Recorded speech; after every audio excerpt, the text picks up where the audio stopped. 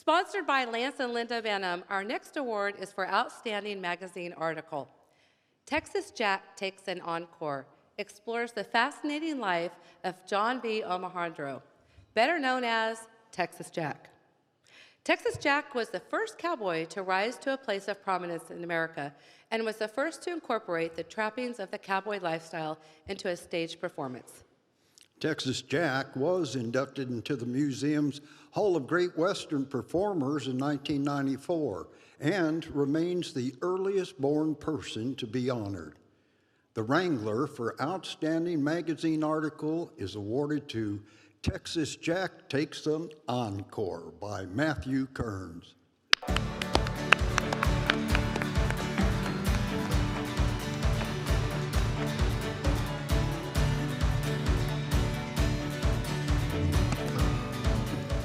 Thank you. Thank you for the honor of this award.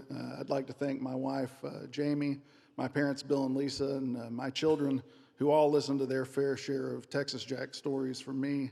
I'd like to thank the Texas Jack Association, True Dot, who published my book, and Greg and David from Wild West magazine. Texas Jack Omohundro, who was inducted into the Hall of Great Western Performers in 1994, was the man who made cowboys famous. Back when it was still an insult to call a man a cowboy, he donned his Stetson, his cavalry boots, and his fringed buckskins with his pal and pard, Buffalo Bill Cody, and they launched the first of what would become Wild West shows. He stood as equals with Buffalo Bill, with Wild Bill, with Doc Carver, and many other men whose names would be remembered well beyond his own. He married the world's most famous dancer, a La Scala-trained Italian ballerina named Giuseppina Morlacchi, who introduced the scandalous can-can dance to America.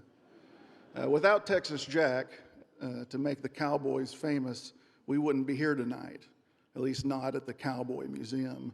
That's in general. In specific, of course, I wouldn't be here if I hadn't had Texas Jack to write about, and our presenter, Jennifer Rogers, wouldn't be here either. When Texas Jack was a working cowboy, he rescued a young boy who'd been taken captive by Comanche after his parents were killed in a raid. He took that boy to Abilene and paid for his schooling. The boy was so young he didn't remember his given name, so he just started calling himself Texas Jack Jr.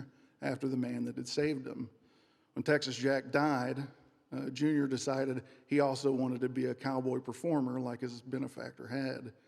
He was running a Wild West show in Ladysmith, South Africa in 1908 when a young Oklahoman approached to ask Jr. if he had any jobs for a cowboy. Jr. hired the man on the spot as a trick roper, and that was Will Rogers' first job in show business. That's the impact of just one cowboy, America's first cowboy star, Texas Jack. And I very much appreciate the opportunity to tell his story and the great honor that this award represents. Thank you all very much.